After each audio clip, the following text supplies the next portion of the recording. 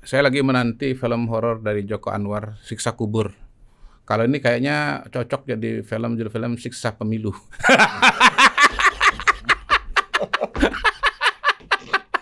Bandingkan seorang Komeng, calon anggota DPD, satu di antara 50 calon anggota DPD, dia sendiri bisa dapat 5 juta.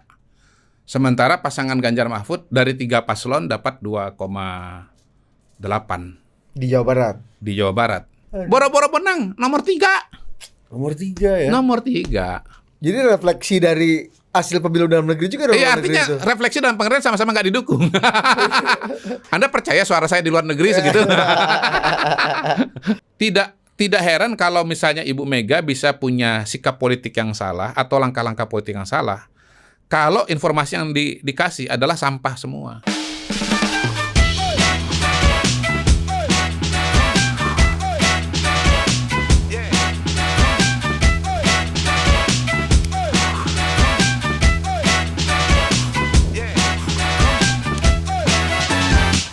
Oke, welcome to Total Politik, dan hari ini kita bersama orang yang dijunjung-junjung oleh umatnya. Iya. Ya, dan menghiasi ruang publik.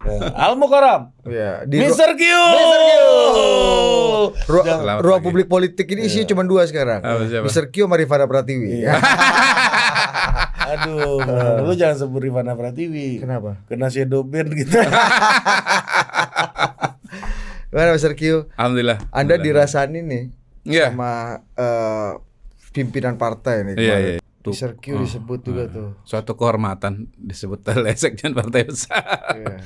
Tetapi begini, sebelum ke sana kita yang ringan-ringan dulu ya, karena berat banget itu. Musiknya aja seram. Oh berat itu. Iya, berat banget. Musiknya mirip film horor. Gitu. Saya lagi menanti film horor dari Joko Anwar, Siksa Kubur. Kalau ini kayaknya cocok jadi judul film Siksa Pemilu.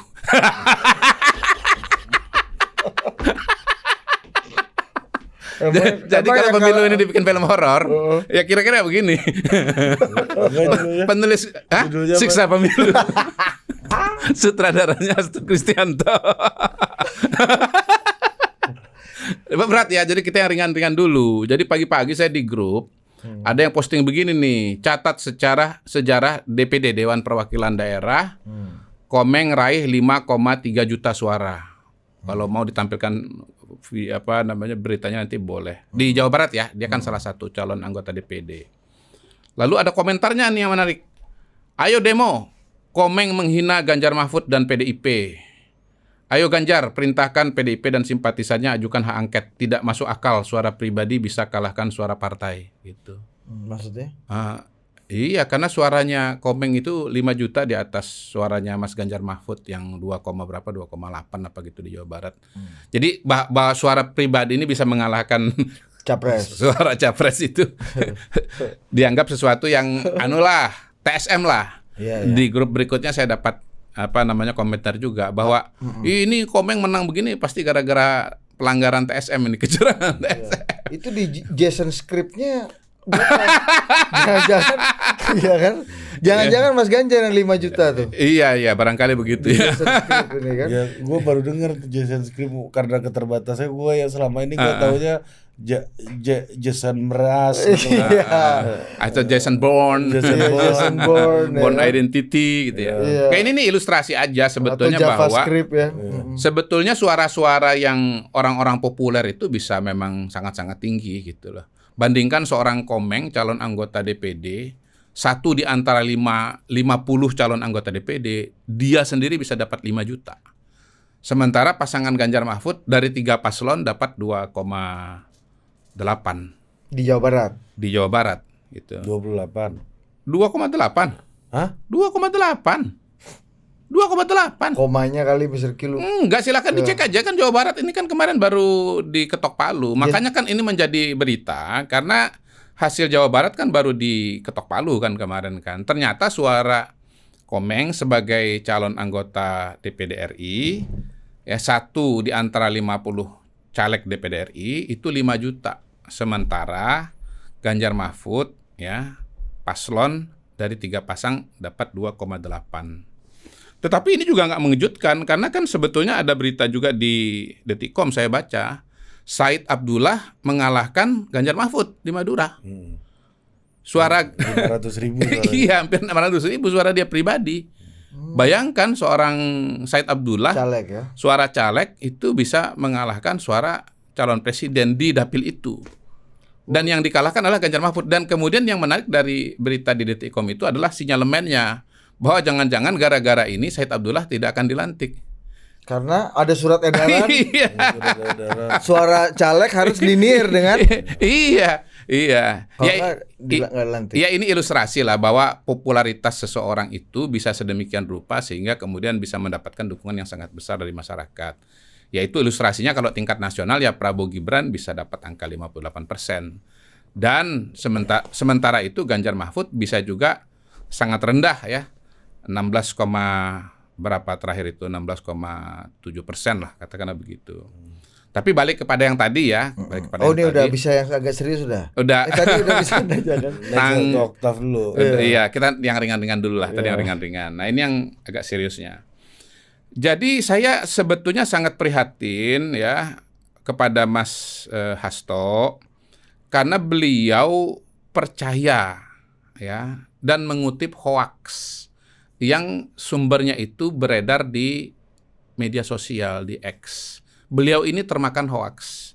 Saya prihatinnya itu dua. Satu, kok hoaks itu bisa dimakan, tidak diperiksa, dan kemudian dinyatakan secara terbuka, dikutip di media massa ya. Liputan6.com ini kan media massa kan, bukan media sosial kan. Gitu. Media arus utama. Media arus utama, media mainstream. Yang kedua, saya prihatin, ya beliau sebagai sekjen partai besar, kok kualitasnya begitu gitu loh. Begitu kualitas begitu gimana maksudnya? Iya buruk. Sebagai seorang sekjen partai besar kan tentunya harusnya bisa memverifikasi data itu dengan berbagai macam cara dengan staf yang begitu banyak. Kan sudah pernah saya ditanya di mana di sini kalau nggak salah. Gimana dengan Mas Hasto ditantang apa enggak? Saya bilang kan orang baik kan. Gitu. Buat saya beliau masih baik tapi naif. Saya dengan sangat yakin, bukan sangat yakin, saya sudah pernah menyatakan sebetulnya di media massa bahwa itu adalah hoax. Di berbagai kesempatan di media juga saya sampaikan bahwa itu udah hoax. Masa informasi yang beredar begitu luas tidak sampai di Mas Hasto? Kan ada dua cara nih untuk memverifikasi data itu. Pertama dicek sendiri, yang kedua dari jawaban saya di media massa kan begitu.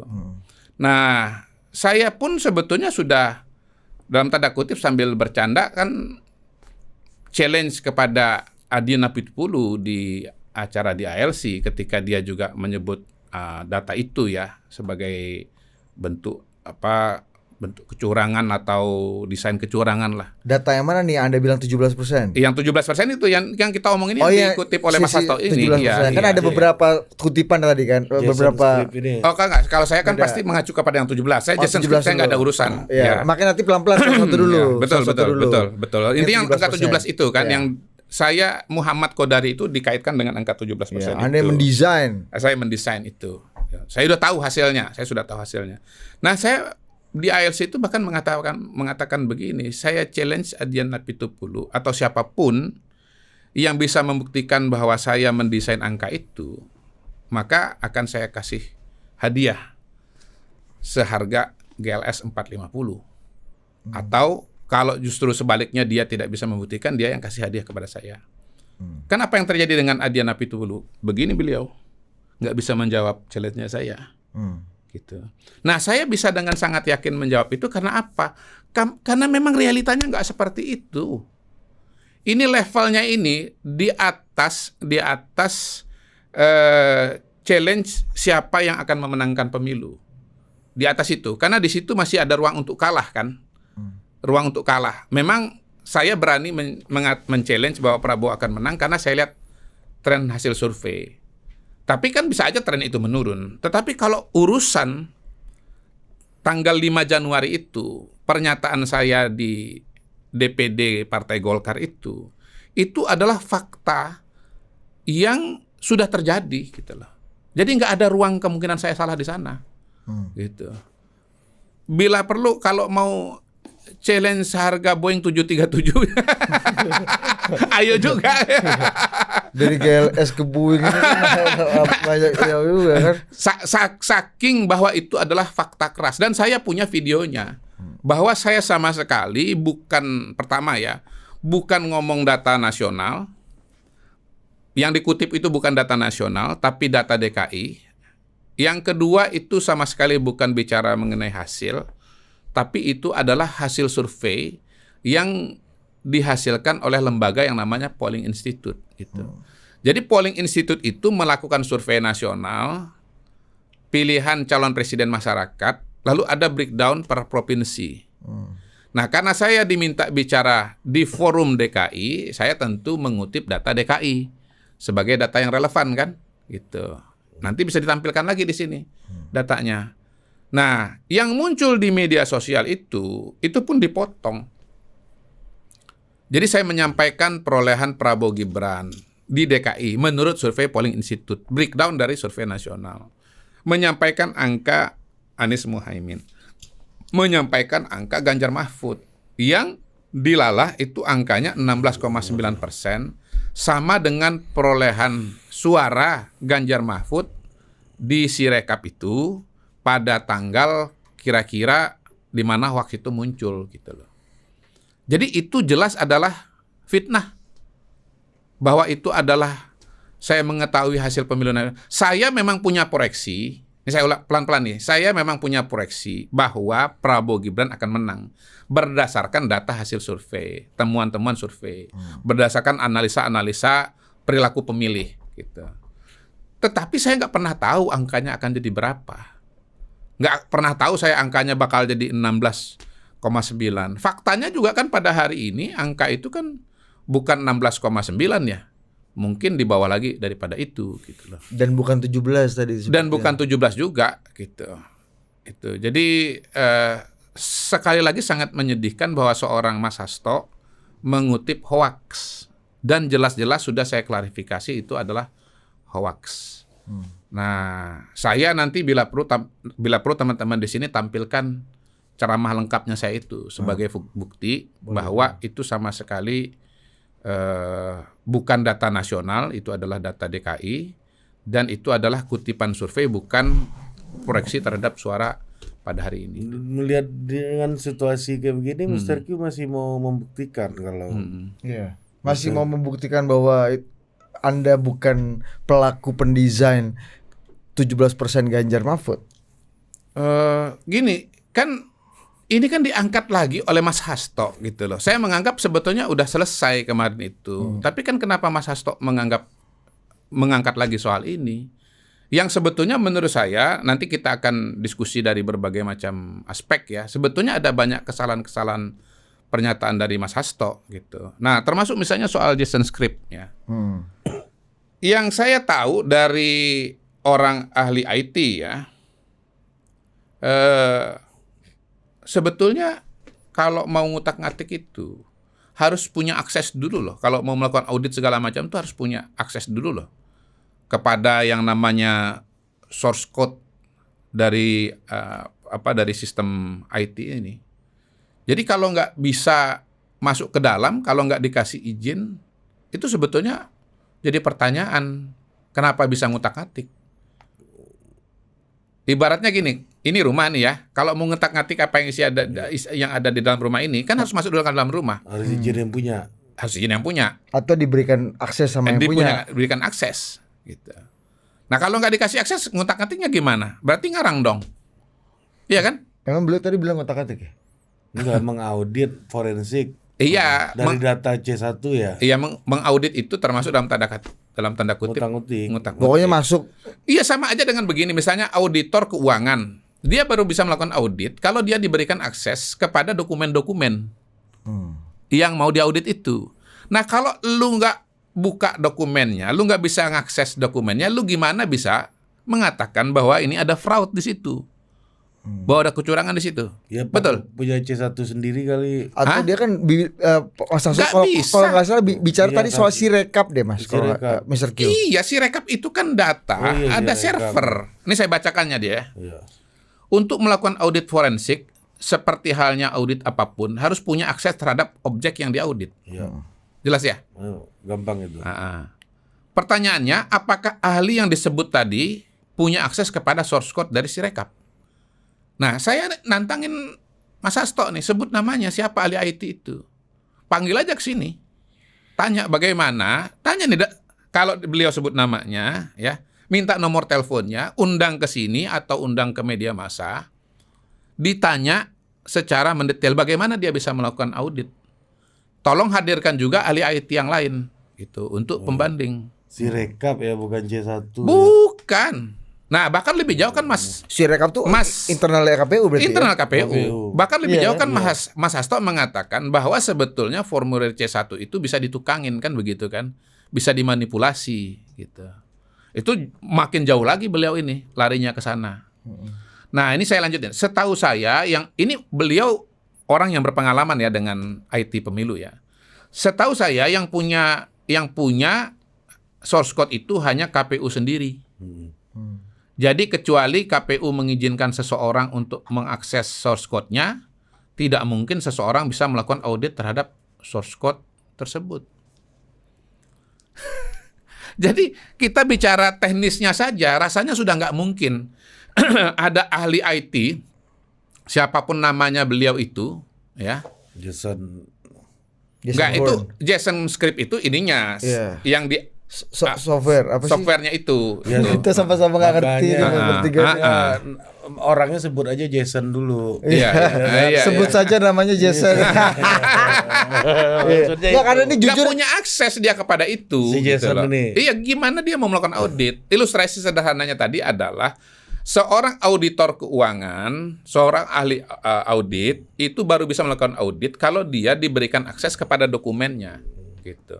Kalau dia nggak diberikan akses kepada dokumennya, dia nggak bisa melakukan Jadi hacker audit dia, itu. jadi Iya. hacker. Jadi ini sebetulnya audit beneran atau cuman mimpi sedang mengaudit? Iya toh? atau penerobosan itu kan kalau hacker kalau kata Ari kan kalau nggak Iya, dibeli akses iya, artinya lu iya. terobos kan. Ya bisa juga. Terobos begitu. itu kan artinya ada Nah. aturan yang mungkin di Saya senang terabas. sekali kalau ahli IT itu mengatakan kepada kita bahwa dia melakukan hacking. Iya Pak, memang saya nggak dikasih akses. Saya masuk sendiri ke dalam. Lu kena pelanggaran hukum lu. Siapa Jason ini, Jason. si Jason ini ibaratnya sebut saja Jangan Jason namanya lah, nah si A lah. Si A. Si A ini, si A ahli kan gitu kan. Iya. Dia itu sama dengan masuk ke rumah orang tanpa izin. Kalau ngutak-ngatik data pemilu tanpa izin itu menurut saya Pak, pelanggaran Kalau pidana bisa lah itu. audit berarti bisa ngubah juga kan? Ya, intinya begini, sebetulnya secara logika itu tidak dimungkinkan dan kalaupun betul-betul dia bisa masuk ke dalam, maka sebetulnya itu adalah pelanggaran hukum kalau menurut saya. Gitu. Ini kalau kita bicara yang disebut oleh Mas Hasto Ini sebagai berarti omongan audit. poin kedua nih tadi. ini harus transparan ini karena udah Oh iya, menurut saya harus dikejar kepada Mas Hasto. Siapa nama ahli itu, gitu loh. karena ini Karena kalau enggak, jadinya fitnah ini. Jadinya fitnah ini ini. soal pelanggaran hukum. Iya. Jadi ini bukan data yang bisa diakses publik oleh siapapun. Nggak bisa. Yang tadi Mas Hasto bilang itu. Nggak bisa, source code-nya ada di KPU kok. Bagaimana dia mau mengaudit? Bagaimana dia mau ngutak-atik? Kalau nggak dikasih izinnya. Katakanlah misalnya ada passwordnya kan begitu kan, ada kuncinya kan gitu. Gini, kalau ini total bukan politik. Sirekap yang kita bisa Ini akses total mana-mana politik ya? ya. Bukan, ini masuk ke dalamnya. Ini total politik nih. Ya, kalau ada orang mau masuk ke dalam sini, mengaudit ini ada perabotnya apa aja dan seterusnya. Itu dia kan kalau nggak dikasih kunci sama Budi sama Ari kan dia nggak bisa masuk. Kalau nggak dikasih dia bisa masuk juga artinya apa? Robos. Maling, Ah. melanggar hukum. Jadi ini bahaya banget loh pernyataan Mas Hasto ini. Gue jadi ngeri ini. Agak serius ya Rian. Jadi serius nih perkara. Soal saya kan juga bisa jadi serius juga. Loh, saya nggak melakukan apa yang dituduhkan kok. Saya kan nggak tahu hasil pemilu akan seperti apa. Berarti- Lalu saya dianggap tahu. Mr. Q mau melaporkan ke polisi. Kita diskusi yang lain aja kalau gitu.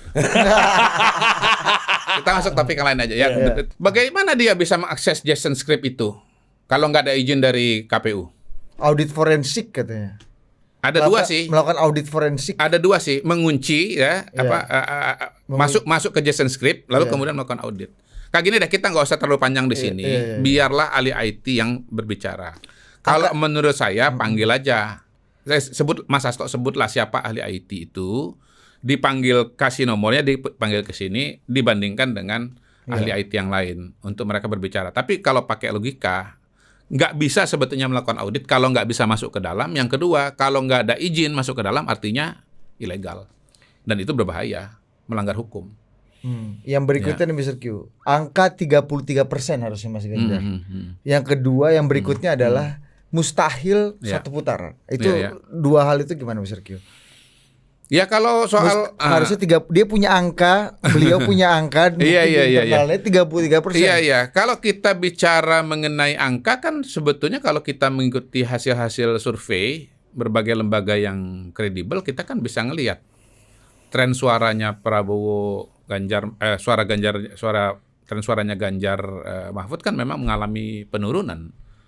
Gitu. Jadi sebetulnya kalau kita bicara penurunan dan kemudian kalah dan nomor 3, menurut saya sih kita bisa bahas berulang kali. Saya pribadi kan karena sering diinterview, bisa dibuat kompilasinya malah dari waktu ke waktu kan. Karena saya pun berbicara sebetulnya berdasarkan data pada saat interview itu dilakukan. Gitu. Jadi sebetulnya angka itu tidak mengherankan gitu. Nah kalau saya balik lagi kepada diskusi kita, ini hasil pemilunya katanya Pak Hasto, 33% tapi kan gini, hasil pemilunya. Pernah nggak saya ngomong bahwa hasilnya Ganjar Mahfud pasti angkanya sekian? Nggak ada kan? Nggak ada. Bahkan saya mengatakan menang pun, misalnya di sini pada bulan Oktober, hampir pasti menang kan begitu kan? Hampir pasti menang. Satu putaran. Nggak saya ngomong satu putaran. Waktu bulan Oktober itu saya bilang hampir pasti menang. Jadi menangnya aja nggak pasti, karena hampir pasti. Apalagi mau ngomong angka, saya nggak pernah bisa ngomong angka kok. Final itu nggak bisa ngomong. Oh itu Anda itu perjalanan itu yang dianggap Anda ujung-ujungnya adalah 17% yang Anda bilang itu dianggap ini sebuah rangkaian. Bisa jadi. Gitu. Tapi gini Mr. Q, ini kan Pak Mas Hasto kan sekjen partai pemenang pemilu, 3 kali pemilu nih, iya kan? Menang pemilu nih. Terus kemudian kita tahu berarti kan selama ini kita juga percaya mungkin Mas Hasto quick count itu kan jadi juga basis ya untuk bisa ini kan melihat hasil pemilu kan. Ini kan jauh sekali angkanya dengan angka quick count ini Mr. Q ini gimana? Nah itu kan argumentasi berikutnya dari Mas Hasto kan dia mengatakan quick count itu di-intercept. Apapun makna intercept itu ya. Intinya kan kira-kira quick count itu sebetulnya diganggu atau dimanipulasi kan. Nah ini kekhawatiran atau bukan kekhawatiran. Keprihatinan kita yang berikutnya, bagaimana Mas Hasto yang selama ini ya percaya kepada hasil survei, kepada hasil quick count, baik di tingkat nasional maupun di tingkat pilkada, tiba-tiba bisa mengatakan quick count di-intercept. Gitu. Ya, sementara quick count yang sudah dilakukan oleh berbagai lembaga yang sudah punya track record bertahun-tahun untuk pemilu nasional maupun pilkada, menunjukkan akurasi yang luar biasa tinggi. Gitu. Dan kalaupun misalnya beliau tidak percaya, ya sebetulnya ada kontradiksi dalam wawancara Dirty Food Jilid 2 ini. Saya menyebutnya ini Dirty Food Jilid 2 ini. Selain apa? Selain film horor apa tadi? Siksa pemilu. Ini Dirty Food Jilid 2 ini. Gitu. Karena beliau di situ mengatakan menurut survei lembaga yang kredibel yaitu Kompas. Sementara Kompas sendiri melakukan quick count juga hasilnya sama untuk Pilpres. Yang menang adalah Prabowo Gibran dengan angka yang kurang lebih sama dengan lembaga-lembaga yang lain gitu loh. Jadi sebetulnya kalau kita bicara hasil quick count, ya kita sebetulnya membicarakan suatu topik yang sudah final and binding. Sorry, bukan binding. Final lah gitu ya, nggak binding sih ya. Final and correct gitu kira-kira gitu. Final and correct gitu loh. Karena apa, dari pengalaman yang sudah kita melihat bahwa hasilnya kurang lebih akurat. Nah, soal hasil quick count akurat, saya mau menambahkan, ini kan kita sudah 32 provinsi. 32 provinsi loh. Kita belum bicara nasional karena baru diketok Palu tanggal 20. Kita sekarang syuting tanggal 19. Gitu. Kalau ya memang harus naik cepat-cepat ini karena kalau enggak dimarah-marahin itu. Oh, udah bablas kan begitu kan, bablas kan gitu kan. Nah, Saya udah ngelihat hasil quick count berbagai lembaga, misalnya indikator, dibandingkan dengan hasil final real count di beberapa provinsi. Misalnya nih yang sudah ya, Jawa Tengah, Jawa Timur, Banten. Oh, mirip banget loh. Dengan quick count. Dengan quick count. Real count dengan hasil quick count itu mirip banget. Real count ini pada tingkat provinsi sebetulnya margin of error-nya besar. Karena kan respondennya menjadi lebih kecil kan gitu. Tetapi ternyata akurat. Apalagi kalau kita bicara di tingkat nasional, pasti lebih akurat lagi. Berarti ada upaya Kodari untuk menyampaikan bahwa real count ini kayak Mas Hasto gitu dong. Mengikuti quick count. Kalau kayak Mas Hasto gimana? Dalam pertemuan yang bersuasana kerakyatan. Bahwa Kodari dengan keadilan dan keadaban yang luhur dari bangsa Indonesia sudah memprediksi dan mengatur hasil pemilu. Ketika itu Bung Karno pernah menjelaskan perjuangan. Jadi kalau lihat angka-angka itu sebetulnya Mas Hasto ini ngomongnya terlambat gitu. Mengatakan bahwa ini didesain ketika hasil-hasil pemilu sudah keluar. Dan ternyata hasil pemilu itu memang sesuai dengan hasil quick count. Oke deh, kalau misalnya nggak percaya kepada KPU sekarang. Beliau misalnya fokus kepada kekuatan masyarakat sipil, kan begitu kan? Ini juga beberapa kali disebut. Masyarakat sipil tuh ada nggak upaya untuk melakukan perhitungan? Ada sebuah komunitas yang namanya Kawal Pemilu. Salah satu tokohnya namanya Ainun Najib ya, nggak pakai MH ya? Nggak. Ainun Najib aja. Dan ini bukan upaya pertama, sudah dilakukan semenjak 2014, 2019, 2014 ya. Nah, hasilnya kemarin sudah diumumkan, mirip kok dengan hasil real count, mirip juga dengan hasil Sirekap. Walaupun Sirekap berhenti pada angka berapa kemarin? 78 apa 80% gitu. Tapi sebetulnya Kawal Pemilu juga berhenti di angka 82%. Gimana sih mekanisme Kawal Pemilu? Kawal Pemilu membuat sebuah sistem di mana masyarakat ya bisa berpartisipasi mengirimkan data formulir C1 dari seluruh TPS yang ada di Indonesia. Yang 823.000 itu. Berhasil masuk sekitar 82%. Angkanya yang menang Prabowo Gibran. Dan mereka mengatakan satu putaran dan sisa hasil itu tidak akan mengubah banyak hasil yang sudah ditemukan. Dan yang penting lagi tidak ada indikasi pelanggaran TSM, terstruktur, sistematis dan masif. Saya pakai terminologi ini ya, hukum pemilu ya. Dalam hukum pemilu itu tidak ada istilah kecurangan, yang ada pelanggaran. Iya, tidak ada intercept terhadap kawal pemilu ini. Iya, kawal pemilu yang ngomong kecurangan. Jadi kalau kita bicara hasil quick count itu teman-teman sudah biasa melakukan gitu. Ini di hoax, di media massa juga ada hoax juga, di WA group segala macam ada hoax juga. Ada melibatkan Juri Ardiantoro, dia mencari data 3.000 TPS yang basisnya Jokowi. Lalu kemudian Kodari katanya sama juga disebut di situ. Mantap juga bintang di mana-mana Anda ya. Itu mendistribusikan 3.000 TPS itu kepada lembaga-lembaga survei. Saya jamin teman-teman yang melakukan quick count ini, sampel mereka itu pertama nggak sama 3.000, pasti ada variasinya. Mungkin ada yang 2.500, ada 3.000, ada yang lebih. Yang kedua, sampling mereka itu mengacu kepada TPS yang berbeda-beda, bukan TPS yang sama. Bukan sekian lembaga itu menggunakan sampel set yang sama, beda-beda gitu loh. Jadi kalau bicara quick count udah jelas salah di intercept ya, ini semua lembaga melakukan dengan independen. Yang kedua, kita bicara penghitungan pembanding ada juga dari masyarakat sipil, Kawal Pemilu gitu ya. Kalau misalnya mengatakan tidak percaya dengan negara atau institusi negara sudah dilakukan. Yang ketiga pada hari ini hasilnya menunjukkan bahwa memang paralel. Nah, rekapitulasi dari KPU itu penting untuk kita sampaikan karena itu bukan elektronik. Itu adalah manual. Manual semua itu. Hasil manual sama dengan hasil quick count. Gitu. Jadi dari 3 ini kita bisa mengatakan bahwa pernyataan Mas Hasto bahwa quick count itu di-intercept itu dengan sendirinya sudah gagal. Nah, saya langsung melanjutkan aja. Beliau juga mengatakan bahwa bansos itu mempengaruhi kemenangan dan kekalahan Ganjar Mahfud karena jumlahnya 496 triliun. Ya. Itu juga adalah penyesatan. Nggak bisa tuh. Ini 496 triliun. Ini untuk memenangkan pemilu. Karena 496 pada tahun 2024 itu sesungguhnya melibatkan aneka jenis bantuan sosial. Termasuk di dalamnya yang paling besar justru adalah subsidi BBM. Subsidi BBM. Yang notabene berjalan bertahun-tahun, berjalan setiap hari. Belum lagi bicara subsidi listrik. Ini saya bacain ya. Dari 496 itu untuk 2004, kalau kita bicara subsidi energi atau BBM, itu dari 496 itu subsidi energinya 185,87 triliun. 186 triliun. Separuh sendiri. Kemudian subsidi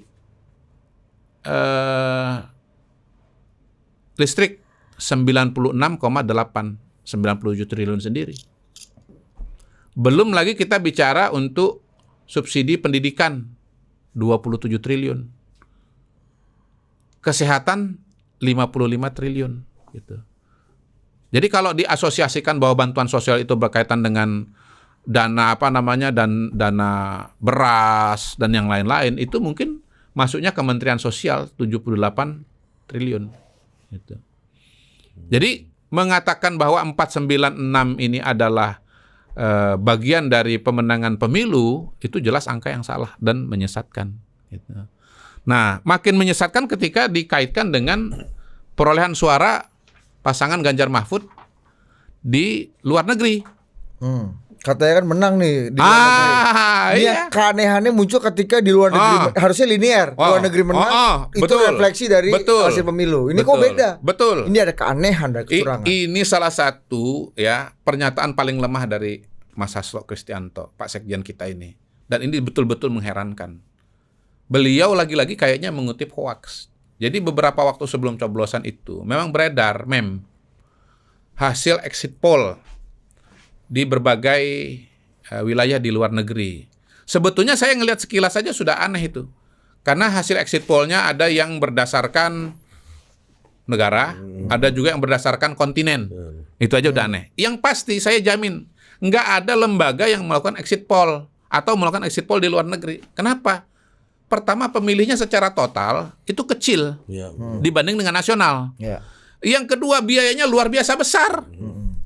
Ngapain ngirim orang ke luar negeri begitu banyak untuk menangkap data yang begitu kecil? Kita pakai hasil survei, pakai data dalam negeri saja, TPS dalam negeri saja, kita sudah mendapatkan gambaran besarnya. Gitu. Luar negeri ini nggak akan mengubah apa-apa. Nggak akan mengubah ya. Jadi karena berapa nih? Total ya, ini saya bacain ya. Total hasil hitung suara 128 PPLN, Panitia Pemungutan Luar Negeri ya. Ini real count nih.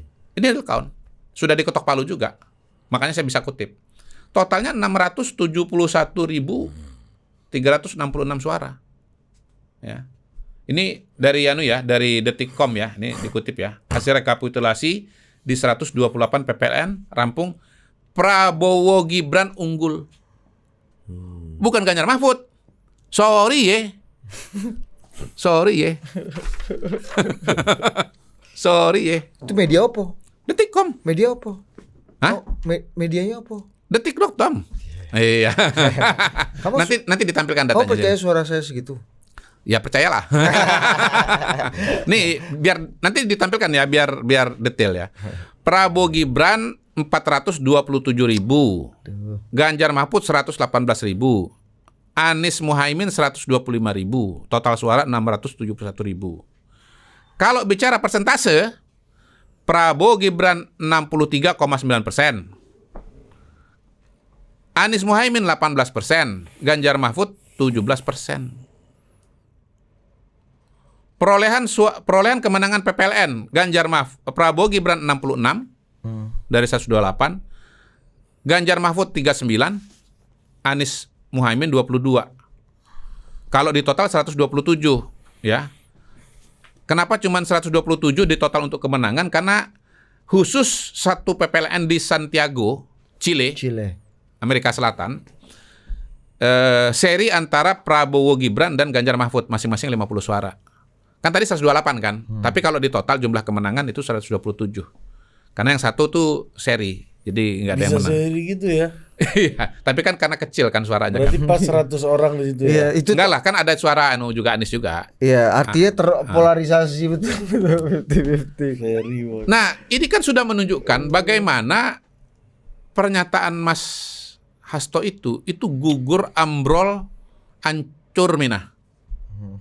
Udah lama gue gak denger hancur minah. Hancur minah, ya udah lama ya. Iya. Hancur minah, ini betul-betul udah hancur minah lagi. Iya. Kenapa? Gen Z gak tahu tuh hancur minah Mr. Q. Biar aja kolom komentar nanti yang biar kan kolom komentar rame kok. Netizen suka kalau dikasih kesempatan untuk berpendapat. Ya, nggak dikasih- Demokrasi. nggak dikasih aja berpendapat.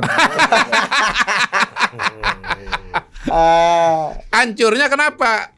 Ganjar Mahfud nggak menang bos di luar negeri. Boro-boro menang nomor 3. Nomor 3 ya. Nomor 3. Jadi refleksi dari hasil pemilu dalam negeri juga dong. Iya, luar negeri artinya itu. refleksi dan pengertian sama-sama nggak didukung. Anda percaya suara saya di luar negeri segitu? Job. Menurut data percaya. Kalau saya enggak Yang kedua tesis. Lo percaya apa? enggak percaya itu suara Pak Mahfud. Yang kedua tesis Mas Hasto bahwa di luar negeri itu negaranya demokratis, nggak ada bansos, nggak ada TNI dan Polri yang ngancem-ngancem, Ya, nggak ada kades. nggak ada. Iya katanya kan aparat ke kades kan? Iya Aparat kades, desa. nggak ada kades. Minah ya hancur minah ya. Lanjut dari hancur ya minah ya. Iya. Minah banget itu. Minah banget. Minah jinggo. Iya. Sebetulnya kalau ada satu terminologi lagi ya, hancur minah blas. Nah, kita ambil blas. Kenapa? Malah di luar negeri Prabowo Gibran angkanya lebih tinggi lagi daripada nasional. Padahal nggak ada TNI, nggak ada Polri, nggak ada kades, Nggak ada. nggak ada bansos. Hancur minah blas. Kalau kata Dalam negeri 58% Prabowo Gibran. Di luar negeri 63,9 hampir 64%. Tunggu, ini gue bacain ya. Kan tetap ada Mr. Q. TNI-nya Santiago. Atasnya pertahanan ini. Ini gimana bacanya sih? Mr. Q? Oh ini nih, ini ya. Ini hitung suara dari 128 PPLN. Prabowo nih gini, Ganjar Mahfud dulu deh. Ganjar Mahfud 17,82%. Anies Baswedan, Muhaimin Iskandar 18,26%. Nah ini angkanya agak beda nih dibanding refleksi dalam negeri. Prabowo Gibran 63,93%. Iya, justru di luar negeri Prabowo Gibran itu malah lebih populer lagi. Bukan 58 nih. Iya, malah lebih populer lagi. Itu. Ini Mr. Q ngatur nih pasti nih. Makanya Mr. Q kan hilang nih, pergi ke luar negeri itu ngapain tuh? Kalsiopoli nih Mr. Q. Iya, Mr. Q nih waktu itu kita lihat seminggu Mr. Q nggak ada nih kan, luar negeri pas Mr. Q nih. Palangkaraya.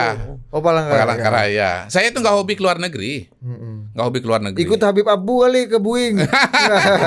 Pakai kaos lagi. Yang jelas bisa dilihat paspor saya nggak pernah kemana-mana selama masa-masa pemilu atau menjelang pemilu. Ada sih paling dekat ke Singapura. Gitu. Singapura doang.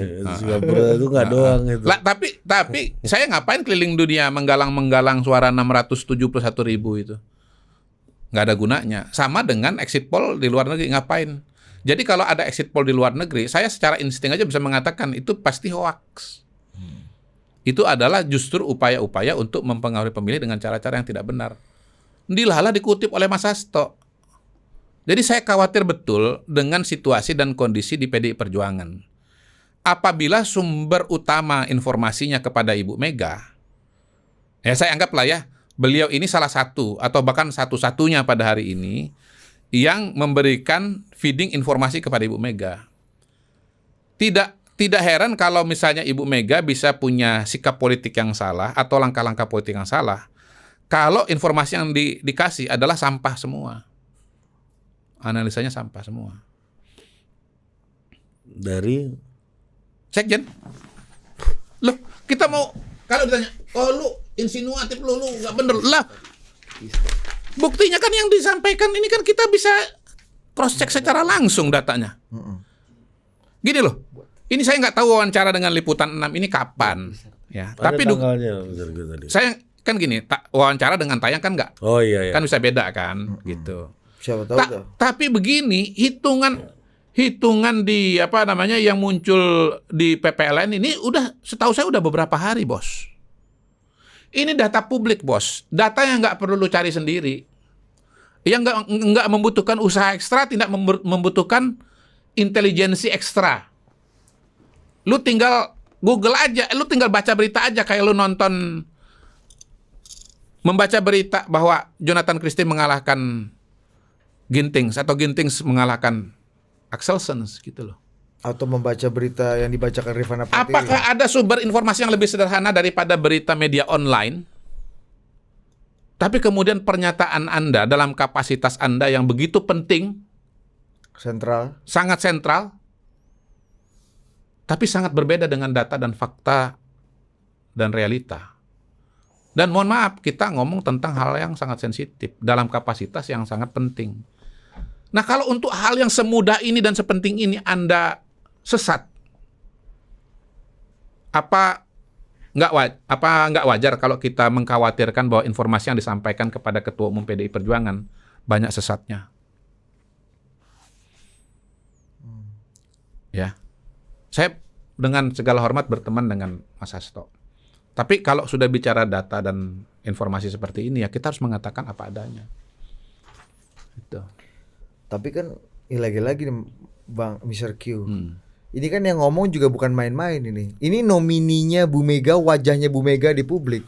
Jangan-jangan kebalikannya, ini Mas Hasto itu adalah perwujudan sikap, pengetahuan dan refleksi dari apa yang dirasakan Bu Mega ke publik. Mata, hati, dan pikiran Bu Mega. Ini lebih paten. Jadi maksudnya Mas Hasto ngomong begini karena Bu Mega yang feeding. Bu Mega yang feeding? Ya, karena itu refleksi. Jangan kebalik. Jangan-jangan. Dapat approval dari Bu Mega lah. Iya, kalau approval mungkin. Tetapi kan sumber informasinya kan nggak mungkin dari Bu Mega lah. Kalaupun misalnya Bu Mega kasih informasi, tentu Mas Hasto sebagai sekjen harus melakukan koreksi dalam pengertian memberikan informasi dan fakta yang sebenarnya. Gitu. Jangan sampai ya, kalau misalnya informasi atau pendapat dari Bu Mega itu salah, lalu kemudian diaminkan begitu saja dan justru diteruskan kepada publik. Justru Mas Hasto harus memberikan informasi yang sebaik-baiknya kepada Ibu Mega. Tetapi dalam hal ini menurut saya, ya itu yang saya khawatirkan adalah sikap-sikap Ibu Mega itu dasar-dasarnya informasi-informasinya diberikan oleh Mas Hasto. Nah, karena garbage in, maka yang keluar adalah garbage juga, garbage in, garbage out gitu. Termasuk misalnya Ibu Mega menang sekali putaran, satu putaran, begitu. Kan kita pernah bahas di sini hasil risetnya dari Mas Andi Wijayanto, ya, yang pada akhir Desember itu menunjukkan triangulasi itu yang sudah kita bahas sebelumnya, yang menemukan bahwa angkanya Ganjar Mahfud 37, nomor 2 beda tipis dengan Prabowo Gibran 41, gitu. Nah, kalau kemudian ada asumsi bahwa kita ini memang lolos ke putaran kedua dan ini pemilu 2 putaran gitu. Kalau dasarnya adalah angka-angka triangulasi itu, tentu saja kalau mereka berasumsi bahwa ini harusnya 2 putaran dan pasangan Ganjar Mahfud lolos ke putaran kedua, itu kan tidak mengherankan. Karena hasil risetnya seperti itu, lalu kemudian yang ahli IT juga mengatakan bahwa Jason Script bahwa ini kalau dikoreksi sesungguhnya 2 putaran dan mereka lolos ke putaran kedua gitu. Nah, itu yang kemudian kita coba luruskan lah, bahwa Anda tuh kalau riset, kalau namanya pemilu itu di mana-mana ya survei, titik. Nggak ada yang namanya triangulasi segala macam. Apalagi mengkuantifikasi mengkuantifikasi hasil riset focus group discussion, apalagi menggabungkan hasil FGD dengan survei, gitu. Kan metode triangulasi. Iya, jadi betul-betul menurut saya dari interview Mas Hasto ini kita punya satu kekhawatiran ya, bahkan mungkin juga satu terawangan bahwa apa-apa yang terjadi selama ini, sikap-sikap Ibu Mega itu kita khawatir disebabkan oleh informasi yang memiliki dasar-dasar faktual yang lemah. Soal exit poll, soal hasil suara di luar negeri, datanya salah, asumsinya salah semua.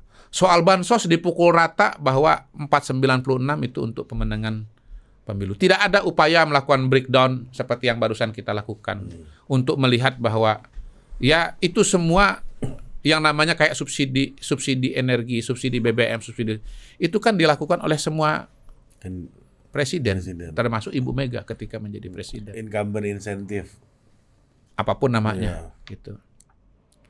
Ada yang namanya subsidi atau bantuan pendidikan, ada yang namanya subsidi atau bantuan kesehatan. Tapi oke, selain data deh Mr. Q, tapi kan ini kalau kita lihat kan ada nuansa kemarahan, kekecewaan. Iya.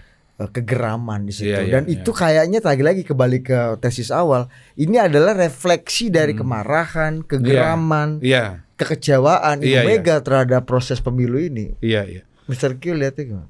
Ya kembali kepada diskusi kita sebelumnya bahwa penjelasannya ada dua kan. Pertama penjelasan psikologis di mana ketika antara harapan dengan realita tidak sesuai, akhirnya orang menyalahkan faktor-faktor eksternal, itu secara psikologis. Yang kedua, dalam posisi Mas Hasto mungkin sedang melakukan justifikasi terhadap kekalahan yang terjadi, bahwa kekalahan ini terjadi karena kecurangan yang sistematis dan masif begitu. Walaupun argumentasi untuk sistematis dan masif itu sebetulnya hanya imajinasi, ilusi, atau kemudian sesuatu yang sebetulnya tidak bisa dikatakan sebagai variabel penyebab kekalahan dari Ganjar Mahfud. Itu akhirnya. Untuk partai yang menang pemilu berkali-kali, at least 3 kali terakhir ya, 2 kali menang pemilihan presiden, artinya kan sangat percaya statistik dan sangat saintifik, terutama dalam membaca survei juga sampai akhir memutuskan kemenangan. Apakah memang nggak ada menurut Mr. Q ini melihat di sekitar Bu Mega sebagai pengambil keputusan utama, apakah memang ventilasi udaranya hanya dari Mas Hasto atau gimana? Kan ini pasti kan ada orang-orang yang juga scientific base gitu yang bisa, kalau nggak scientific base gimana mau menang pemilu? Oh iya, ini harusnya interview dengan satu Mas Hasto nanti. Dua. Ini sebagai orang luar aja membacanya gimana?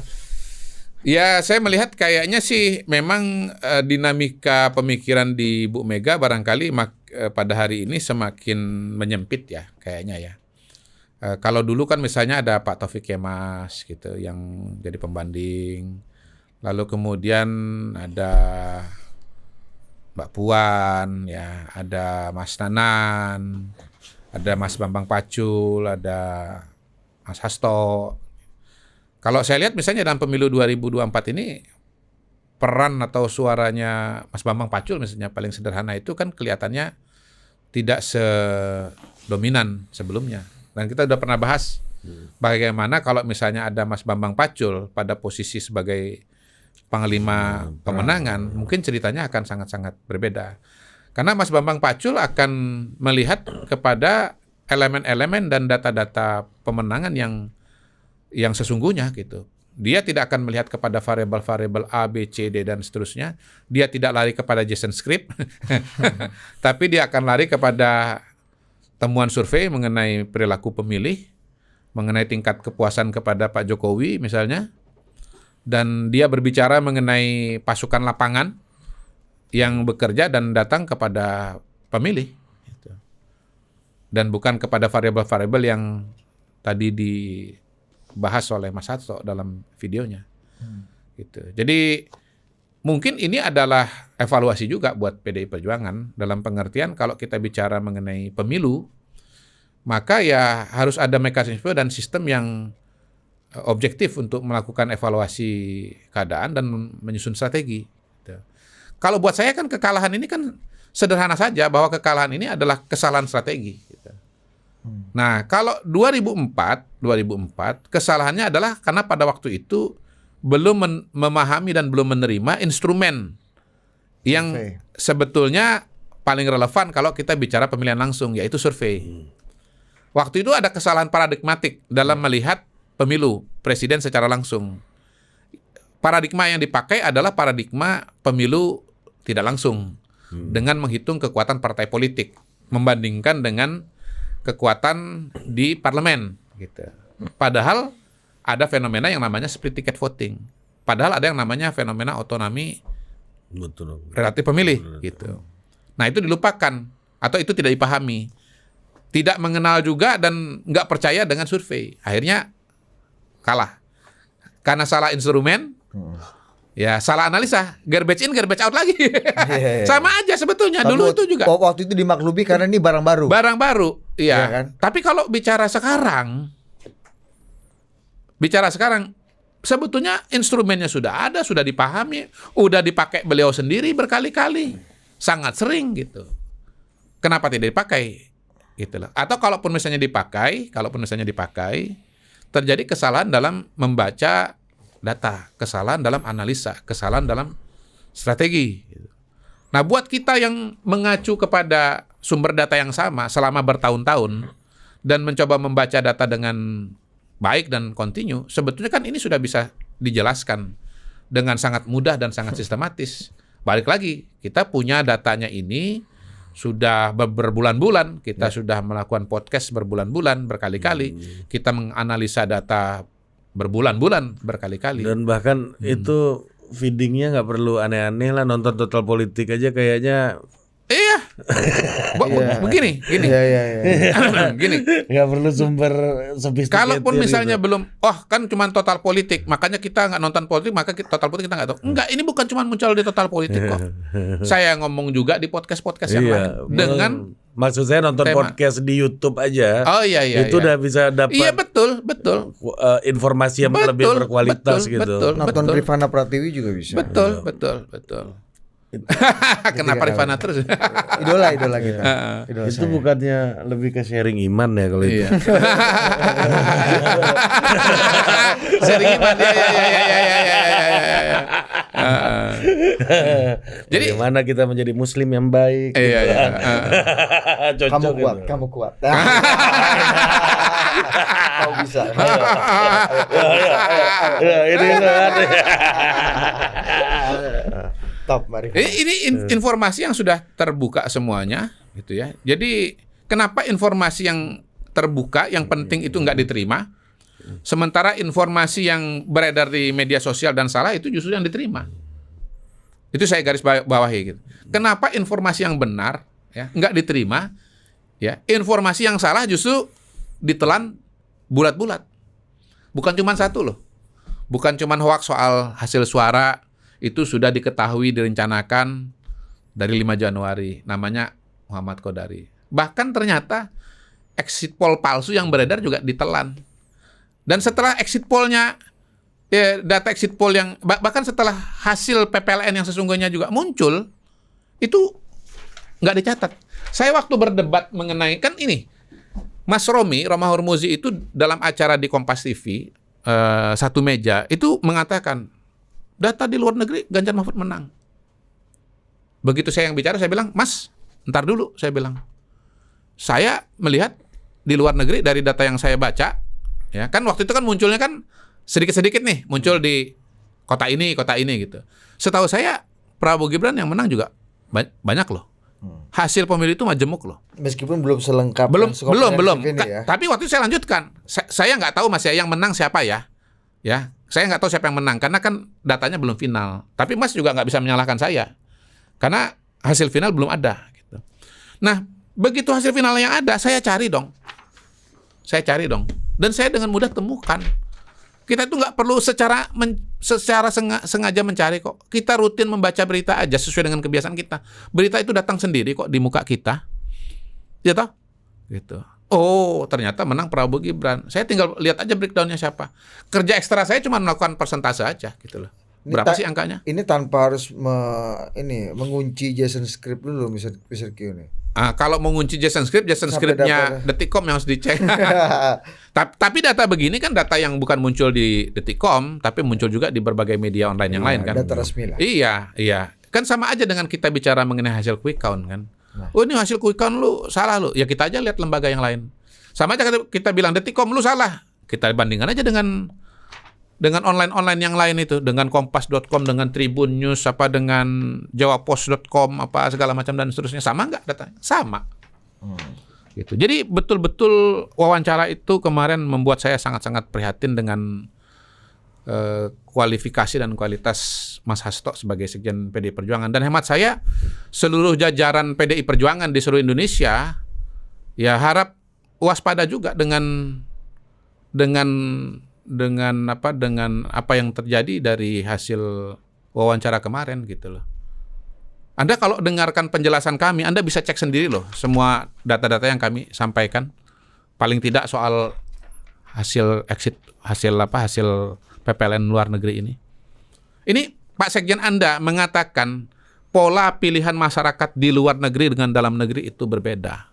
Bahwa di luar negeri Ganjar Mahfud unggul. Faktanya di luar negeri Ganjar Mahfud kalah, yang menang Prabowo Gibran. Dan di luar negeri tidak ada bansos, tidak ada TNI dan Polri, tidak ada lurah, tidak ada kepala desa, kecuali lurah Frankfurt. Kan? Memang jadi lurah gitu kan. Tapi yang menang adalah Prabowo Gibran gitu. Justru yang menang Prabowo Gibran lebih unggul gitu. Justru kalau mau kita balik-balikin ya, tapi ini bercanda ya. Ya jangan diambil serius ya. Ya, nanti dijadikan ini lagi. Ini kemenangan gampang aja kan, kita tinggal bukakan rekaman lengkapnya bahwa ini kita sedang bercanda kan. Sebetulnya Prabowo Gibran itu di Indonesia harusnya menang lebih tinggi lagi, 64% seperti di luar negeri. Karena refleksi dari hasil luar negeri gitu. Karena di luar negeri itu nggak ada tekanan dari partai tertentu. Karena di luar negeri tidak ada tekanan dari partai tertentu. Pantesan Putin misalnya 18%. Kayak jangan ngomong Putin, kita kan ngomongin pemilih Indonesia ya kan di luar negeri. Pemilih Indonesia kan di luar negeri, ya kan? Ya, harusnya kalau nggak ada tekanan partai tertentu seperti yang terjadi di dalam negeri, harusnya suara Prabowo Gibran di dalam negeri juga 63,9%. Memang ada tekanan partai tertentu. Saya udah arahkan ke atau institusi negara tertentu. Nggak ada di luar negeri, di dalam negeri Putin ada. kan maksudnya. Kan begitu kan kalau mau dibalik-balikin kan. Iya. Gitu. Karena ini yang paling real kan kita wajah demokrasi yang setulus-tulusnya dan sebenar-benarnya adalah wajah pemilihan luar negeri. Di luar negeri. Itu menurut Mas Hasto. Iya. Yang diamini oleh banyak orang. Justru angka Prabowo Gibran lebih tinggi lagi. Harusnya suara Prabowo Gibran di dalam negeri ini nggak boleh 64%. Ini Mr. Q nih. Gue jadi percaya Mr. Q. ini jadi memperkuat iman juga kita di sini nih. Malah jadi percaya Mr. Q gue. Nggak, tapi kita kan objektif, kita berdasarkan fakta dan data aja. Dampak politik apa Mr. Q dari pernyataan ini kan keyakinan yang disebarluaskan dan mungkin diimani juga oleh banyak orang karena pemilih PD Perjuangan luar biasa banget. Pemilih Mas Ganjar saya justru bersyukur dengan ini. Menurut saya masyarakat Indonesia, masyarakat sipil ya, kalangan kampus, bahkan kalangan internal PDI Perjuangan justru akan lebih terbuka matanya terhadap apa yang disebut sebagai tudingan-tudingan itu. Bahwa itu banyak imajinasi, banyak ilusi. Bahwa ini sebetulnya adalah justifikasi terhadap kekalahan yang terjadi.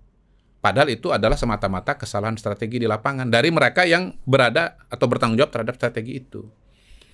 Beliau kan banyak mengutip, ini kalangan kampus sekarang matanya sudah terbuka, atau harus kita meminta kalangan civil society. Itu ada penggemarnya sendiri loh. Iya, tapi ini kan nanti disemprot MUI pula gitu. Jangan tutup rezeki orang. Enggak, aurat laki-laki itu antara lutut sampai ke aman. Jadi itu bukan aurat itu. Iya. Itu tadi bukan aurat. Itu aura. Lanjut lagi, lanjut.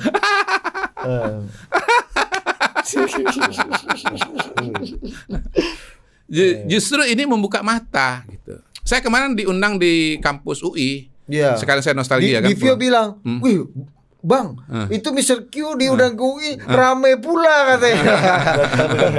Ini memperkuat iman apa dihakimi Mr. Q di sana gitu. Lu harus nonton lu. Ya, jadi saya bilang sama teman-teman itu luar biasa sekarang pusat kegiatan mahasiswa UI, Pusgiwa UI. Gede banget. Dulu 30 tahun yang lalu itu cuman kecil. Saya bilang kalian harus bersyukur loh, tepuk tangan. Kalau di kampus lain, Pusgiwa ini ya segede kampusnya dia. Di UI ini cuman pusat kegiatan mahasiswa. Anyway, di situ saya menceritakan tentang hal-hal yang ya seperti yang saya sampaikan dalam berbagai kesempatan, membuka perspektif, membuka wawasan. Bansos 496 juta, ntar tunggu dulu. Isinya itu paling banyak adalah subsidi BBM, subsidi listrik yang berjalan setiap tahun, berjalan bertahun-tahun, yang diberikan oleh setiap presiden. Ada subsidi pendidikan, ada subsidi kesehatan. Bahkan pemerintah nggak kasih penjelasan sedetil Mr. Q ini. Itu yang saya juga suka heran itu. Kenapa politisi-politisi atau orang-orang lain itu kok nggak mau mengeluarkan usaha ekstra gitu. Ini terutama kalau yang di luar kan nggak paham ya. Kalau nggak riset kan nggak tahu. Tapi yang di dalam kan harusnya tahu. Ya berarti perspektifnya nggak nyampe ke sana gitu loh. Jadi pertarungan mengenai wacana itu ada perspektif, ada data.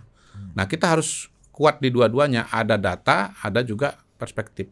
Datanya ada, tapi perspektifnya nggak keluar juga barang itu. Gitu. Oke. Masih ada video nggak? Nggak, udah. Lu nggak mau putarin? Nggak usah lah, udah. Ya mungkin nanti video yang saya ceramah aja ya supaya itu belum pernah muncul soalnya. Nanti ada di YouTube nggak itu, Mr. Q? Nggak gini. Jadi acara itu kan selama ini begitu waktu ada hoax itu muncul di Twitter, saya cuma jelaskan secara lisan saja. Saya nggak nyari videonya. Tapi karena ini Mas Hasto ngangkat, jadi saya cari videonya ke panitia. Rupanya video yang lengkap, formal gitu ya, nggak ada tuh.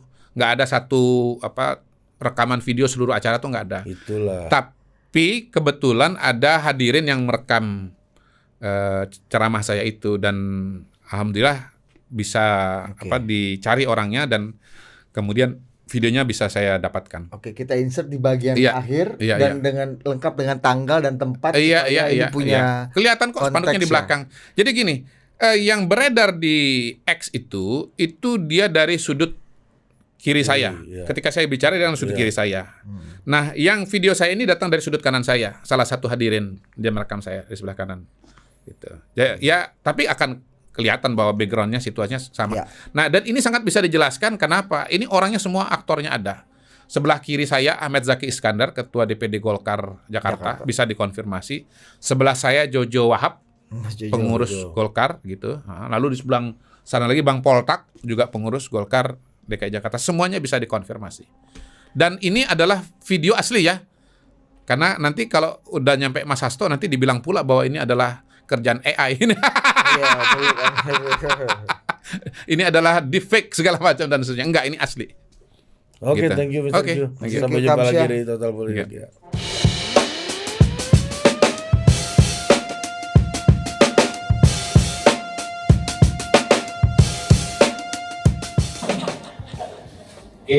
Kemudian ini Polling Institute. Polling Institute. Survei nasional dulu ya, nasional. Yang paling tinggi angkanya 46,1 adalah pasangan Gemon. Yang peringkat keduanya Anies Mohaimin 22,6. Peringkat ketiganya Ganjar Mahfud 20,5. Ya, jadi dari 3 lembaga ini 2 itu Anies yang lebih tinggi, 1 yang Ganjar lebih tinggi. Ya, saya kalau lihat pola hasil survei, keyakinannya pada hari ini ya hasil pemilu 2024 ya coblosan 14 Februari itu nanti ya peringkat keduanya kemungkinan adalah Anies dan Mohaimin gitu. Peringkat ketiganya adalah Ganjar Mahfud. Nah, itu dia. Tepuk tangan kita buat Ganjar Mahfud. Jangan masuk. Karena itu adalah ya sepupu dekat. Ya. Gampang kalau sepupu itu kan. Iya, enak ngomongnya. Kalau yang B itu tetangga jauh, agak susah ngomongnya. Karena kolamnya kan kolam.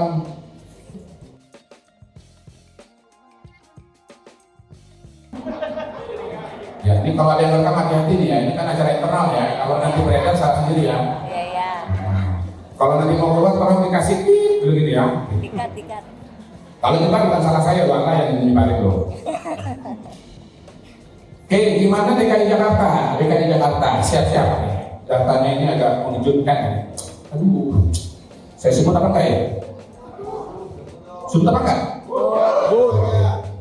Ternyata paslon paling tinggi dengan 48% adalah masih Prabowo Gibran. Ya, maaf ya, prank ya. Tapi ini kan prank yang enak ya. Prank yang enak. Nomor 2-nya adalah Anies Mohaimin 27,2. Peringkat ketiganya Ganjar Mahfud. Angkanya 16,9. Betul kan? 16,9. Iya. Daripada hangus, lebih baik kasih kan? 11. Itu dia. Yang itu hasil survei. Yang melakukan bukan saya. Jadi kalau ada yang kemudian memvideokan, ini Mas Kadari bukan kata saya ya, ini data dari teman-teman. Nah, memang saya adalah salah satu pengusung gerakan sekali putaran. Izin saya pakai istilah sekali putaran. Karena kalau satu, ya agak dekat gitu. Dan itu. Tapi bebas saja sih, menurut saya mau pakai satu boleh, mau pakai sekali juga boleh. Bahkan teman saya itu Bang Poltak pakai istilah sendiri dia. Ya, teman saya Bang Hamzah, dia pakai istilah aklamasi. Ya. Gerakan aklamasi gitu. Gerakan aklamasi ya memang ya kalau saya berpendapat